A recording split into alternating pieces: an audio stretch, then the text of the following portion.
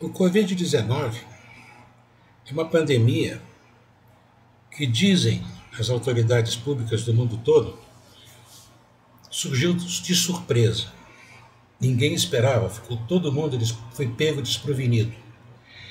Todavia, algum tempo atrás, eu fuçando aí no YouTube, pelo Facebook, eu não lembro aonde, eu vi um vídeo que era um discurso do Barack Obama, quando era presidente dos Estados Unidos, sobre saúde pública.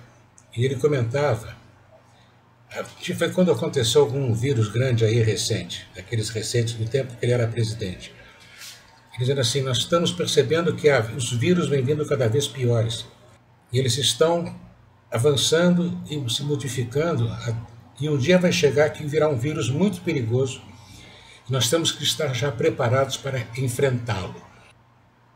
Eu sou o Luiz Caetano e estou indignado. Me diz uma coisa, como é que o Obama, quando era presidente, admitiu que estava para vir um vírus pior do que os outros e que nós devemos estar prevenidos? Ele estava fazendo teoria da conspiração? Eu acho que não. Eu acho que ele estava falando de algo que ele sabia. E que o Trump vem dizer que foi pego de surpresa. Olha, se o presidente dos Estados Unidos podia prever uma pandemia como essa, não foi da cabeça dele que ele tirou isso. Todos os serviços de informação norte-americanos deviam estar ao par, deviam ter suas formas de perceber e havia informado o presidente sobre isso. Então, não foi bem pego de surpresa. Eu não sei se o Obama tomou alguma providência para enfrentar o vírus. Pelo jeito, não. Ou então o Trump nem deu bolota para as providências que ele tomou. Mas eu estou indignado, especialmente com o Brasil, pela forma como as nossas autoridades estão tratando a situação da pandemia.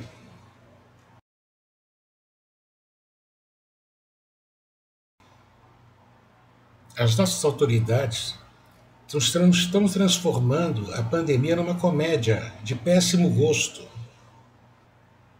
Criaram situações políticas de conflito pela teimosia de uns e de outros. Aliás, de uns. Aliás, de um só. De um só.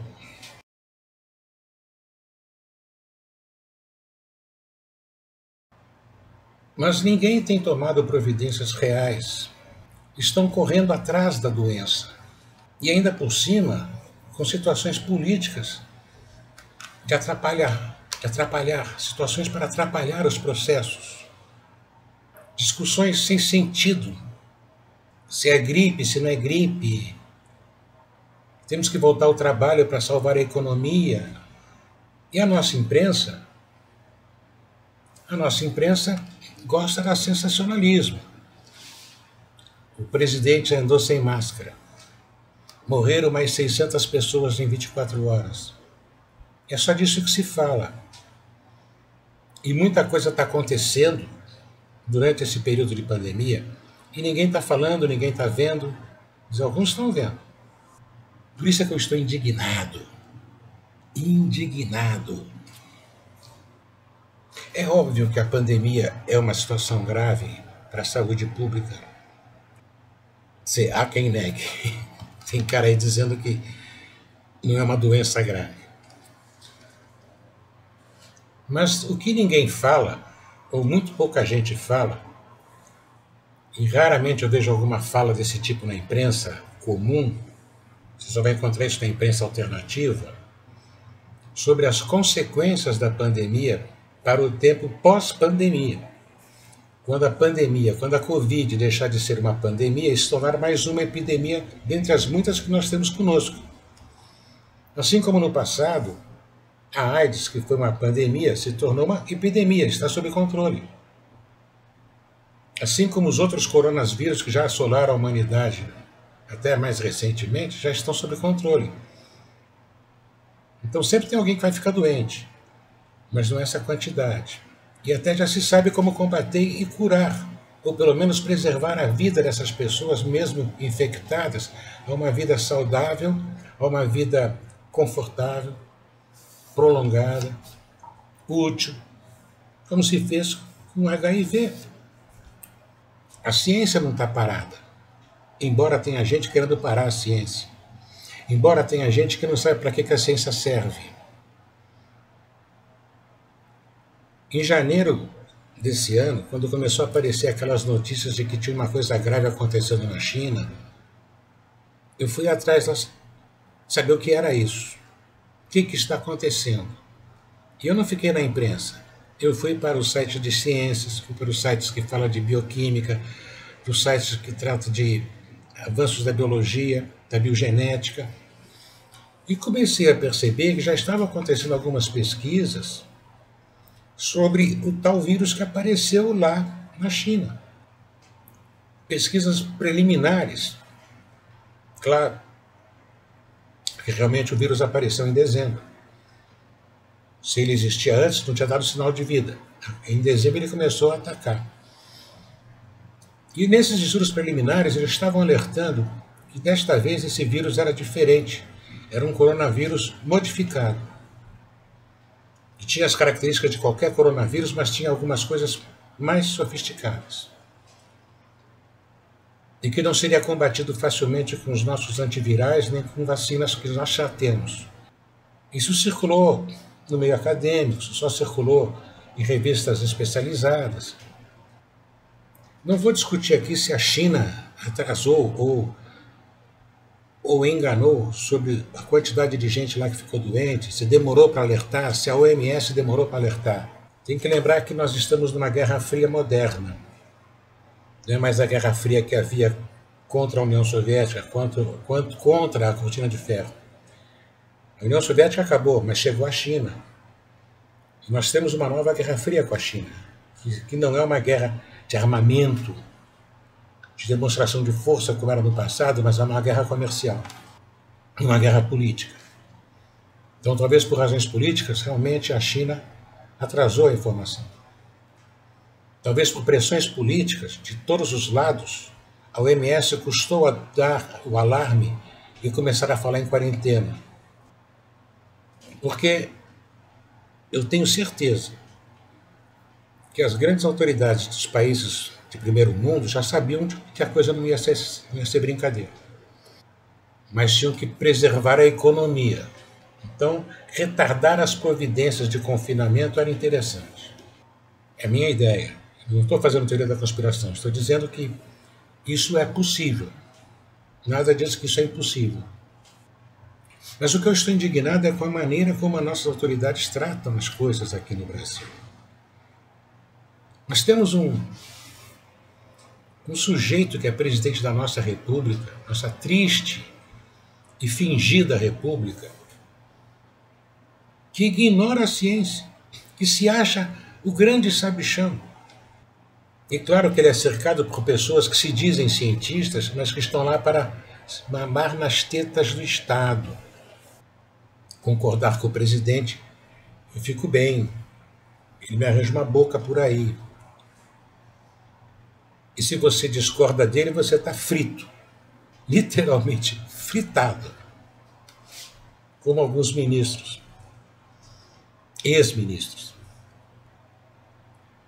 Eu fico indignado com a quantidade de gente que está aí gritando pelas ruas que temos que voltar ao trabalho, que temos que salvar a economia, que temos que voltar ao normal.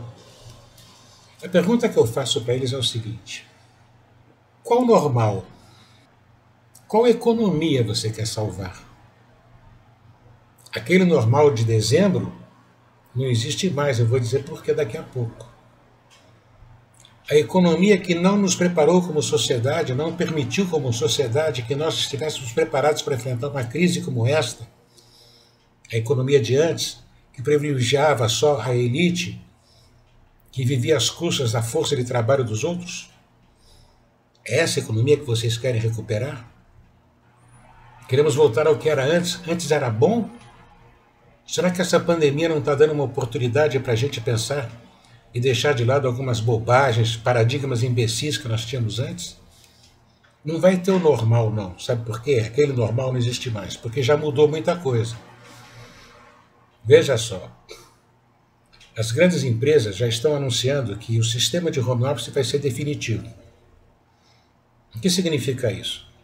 Significa que toda a sua estrutura administrativa pode funcionar sem escritório, sem cafezinho, sem espaço físico. Funciona em casa, na casa de cada um, através de uma grande rede, de uma intranet. Isso é uma baita economia para essas empresas. Eles não têm mais gastos de imóveis e utensílios, não têm gastos de espaço físico, manutenção de prédio, manutenção de equipamento. Fica tudo na casa de umas das pessoas.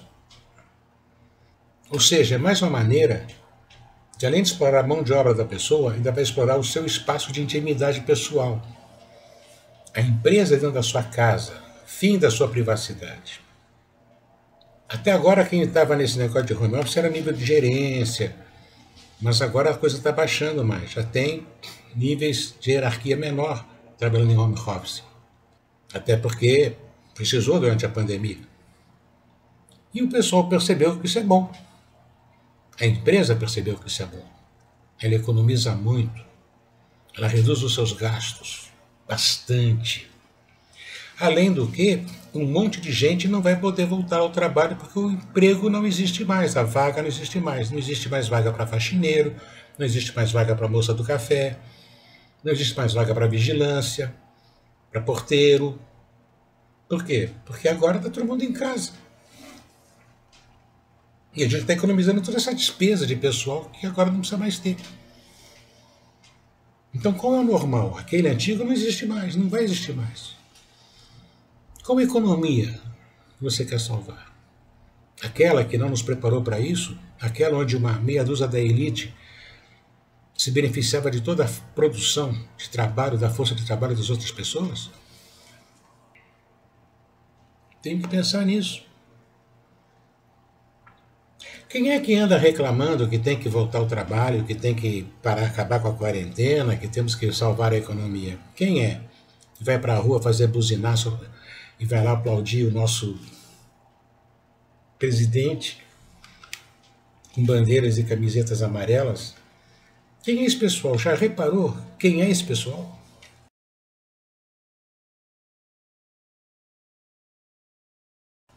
Já reparou os carrões que estão nessas passeatas? Já reparou que foi um grupo de grandes empresários, magnatas empresários, pressionar o STF com o nosso presidente, uma palhaçada, antidemocrática inclusive? Já reparou quem é? São aquelas pessoas que vão continuar em home office, que não vão precisar voltar ao escritório.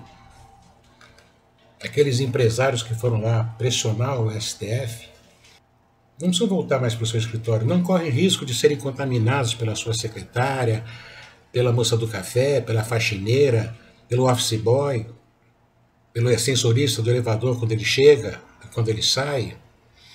Esse pessoal está equipado em casa, já está equipado em casa há muito tempo. Tem tudo à sua disposição, numa intranet, numa internet que não cai. Eu não sei como é que eles conseguem isso, porque a minha cai toda hora. Conseguem, né? Esse pessoal que era gerente, que agora vai ficar em casa. Vai ficar em casa. E tem muita gente feliz porque vai ficar em casa. Claro, não vai correr risco nenhum. Mas quem está na linha produtiva, quem está na atividade fim da empresa, esse vai estar exposto. Se nós pararmos a quarentena e o isolamento social agora. O operário, o balconista, o bancário, o profissional liberal, esse pessoal vai estar exposto. Esse pessoal não está lá gritando para voltar, para normalizar, salvar a economia. Não são idiotas. Quem está lá protestando e querendo voltar ao normal é quem não vai sofrer consequências se nós voltarmos antes, porque não vai ter risco de ser contaminado. Não anda de transporte público. Além do que, tem muita gente aí que está achando ótimo estar em casa trabalhando, não sabe que vai perder aquela oportunidade de terminar o seu expediente, deixar o seu trabalho lá e vir para casa para fazer outras coisas. Estar com a família, ver televisão, jogar um jogo de hobby, qualquer coisa que você queira fazer. Não, você vai estar dentro do seu escritório o tempo inteiro. Não se iluda. Porque a empresa vai começar a pensar que você está à disposição dela 24 horas por dia. Afinal de contas, o escritório dela é na sua casa. E aí começam a surgir aquelas urgências durante a madrugada, durante a noite. E quando você tiver com insônia, em vez de ir para a televisão ver um filminho para ver se o sono vem, você vai aproveitar para responder e-mail e adiantar o expediente. E vai fazer hora extra e não vai ganhar nada. Não é? Então é isso que a gente tem que pensar. Nós estamos num momento apocalíptico. E quando eu falo apocalíptico, eu não estou me referindo àquela maneira de pastores sem escrúpulos falarem do livro bíblico chamado Apocalipse. Pastores que criam o medo e fazem do medo uma forma de dar um cabresto nas suas congregações. Porque eu não admito que pastores que tenham feito uma formação teológica ainda vêm com aquela conversa sobre o Apocalipse, arrebatamento, milênios, o esquimbal. Porque o Apocalipse não fala de fim de mundo. O Apocalipse não fala de juízo de Deus. Não fala de condenação. O Apocalipse fala de esperança. Fala, assim, do final de um mundo, do final de um tempo, e anuncia o surgimento de um novo mundo, de um novo tempo. A Jerusalém celeste que desce do céu para a terra. Ninguém vai para o céu é que vem para a terra. E Deus ali vai reinar diante de todos e todos o verão. E não haverá morte, nem dor, nem nada, porque a árvore da vida e o rio da vida estarão correndo a partir do trono de Deus. Isso é que fala o Apocalipse. O Apocalipse é uma linguagem fechada para as comunidades para a qual ele foi dirigido, usando a linguagem religiosa que eles conheciam, os modelos religiosos que eles tinham, as tradições religiosas. É uma linguagem cifrada. Um romano, um policial romano, um oficial romano que visse um texto daquele ia achar que era coisa de maluco. Não ia perceber que está falando contra o império. Porque é contra o império que o Apocalipse fala. Contra o império de Roma e contra todos os impérios. Nós estamos num momento, e o Apocalipse fala, terminou uma era, terminou um tempo e vai começar um novo tempo. Nós estamos exatamente nesse momento em que aquele tempo antigo acabou e vem um tempo novo aí. Embora muitos estejam querendo voltar para o tempo antigo, como os hebreus no deserto queriam voltar para o Egito porque ela tinha cebola. O medo de caminhar para o novo é forte. Nós temos que caminhar para o novo, não tem como voltar atrás. Não adianta querer buscar cebolas no Egito, porque está muito longe já o Egito. Nós temos a oportunidade de que esse novo tempo possa ser construído pela gente. Possa ser um tempo diferente, um mundo diferente. Se nós formos capazes de enfrentar isso com espírito de cidadania, de humildade, cidadania e responsabilidade social. Mas, infelizmente, nós somos um país onde o conceito de cidadania é assistir parada de 7 de setembro e torcer pela seleção brasileira de futebol. Isso baixou um pouquinho depois daquele famoso 7-1, o pessoal já não vê mais a seleção como uma divindade. Mas nós precisamos recuperar o nosso senso cidadão. E você pode aproveitar esse tempo de pandemia, esse tempo de quarentena, para estudar sobre cidadania. Pesquisar na internet sobre isso. Tem um monte de coisa que você precisa aprender lá. Está lá. Não vem com essa conversa, o que é que eu posso fazer? Eu não tenho poder para nada. Você tem o poder do voto. Você tem o poder da rua. Agora, se você é daqueles que acham que não vai se meter com política, porque política é uma coisa nojenta, então você é responsável pela situação. Porque dizer que não se envolve com política é uma posição política a favor da situação. Uma postura covarde. Covarde. Quer defender a situação? Defenda fundamentalmente, fundamentado, com argumento, não por omissão. Não sendo covarde. Eu não sei que alianças estão sendo construídas agora, mas algumas fortes a gente estava a perceber. liberação de armas, vista grossa sobre invasão de terras indígenas, aumentar a queimada na Amazônia, tentar vender mais estatais ainda, desmontar o Estado, privatizar o sistema de saúde,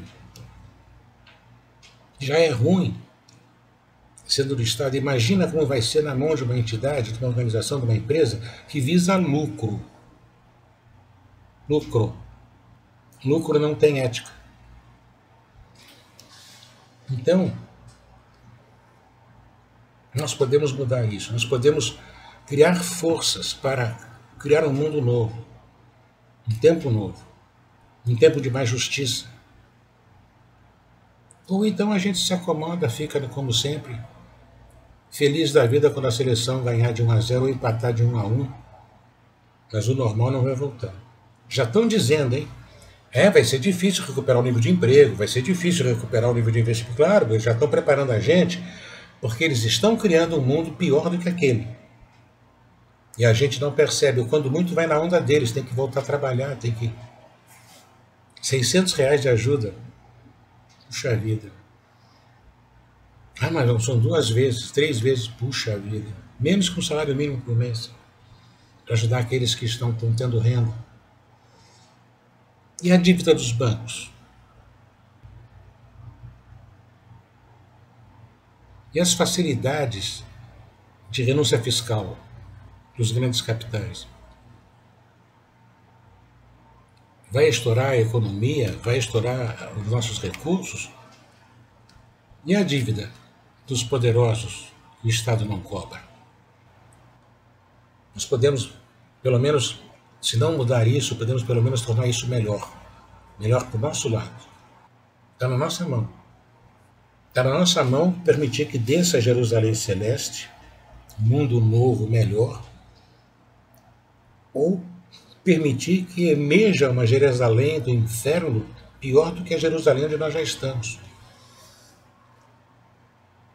Chega de canalice. Você que fica aí defendendo esse presidente de M que nós temos, você que o ajudou a eleger, talvez iludido porque ele falava contra a corrupção e tal. Olha, o herói dele contra a corrupção foi demitido. Aliás, se demitiu antes de ser demitido. A anticorrupção, a nova política que ele prometeu, negociando com o Centrão, que novidade, ele inventou uma coisa nova. Nunca ninguém fez isso, negociar com o Centrão. Até o Lula fez isso. E se ferrou, né? E aí? Como é que você se posiciona? Eu estou indignado e não quero ficar indignado com você também, companheiro e companheira. Pense um pouco sobre isso. O presente está ruim, mas o futuro pode ficar pior ou melhor. Depende de nós, só de nós. Uma ajudinha de Deus, mas Deus só ajuda quem faz. Deus não ajuda quem fica parado. Deus não ajuda quem não está na posição. Ou você está a favor de um mundo novo, ou você vai voltar para o Egito para comer cebola. Se é isso que você quer, cuidado. Vai ser cebola sem azeite e sem sal. Vai arder na boca. Vai arder muito na boca. E nos olhos. E a cebola que está lá, você não percebia, mas é uma cebola muito ruim. Melhor correr o risco de caminhar pelo deserto até chegar numa terra prometida, onde emana leite e mel, e onde a cebola é mais comestível. Então pense nisso. Pense nisso. Porque eu estou indignado, mas eu acho que nós podemos vencer essa situação. Paz para você. Fique bem. Cuide-se. Não se iluda. A Covid-19 não é uma gripezinha. Fique em paz. Não é continência não, é uma. Tchau.